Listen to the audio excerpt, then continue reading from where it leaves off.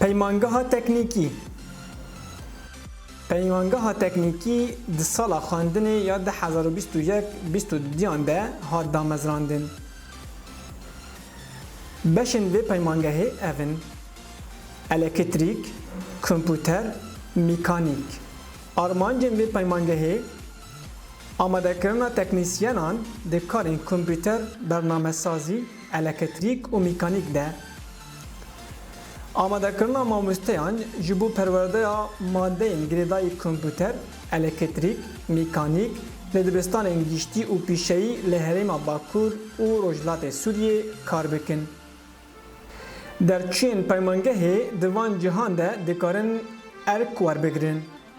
Yek, di saziyên giştî û qada perwerde û fêrkirinê de nemaze derçiyên beşa kompûter.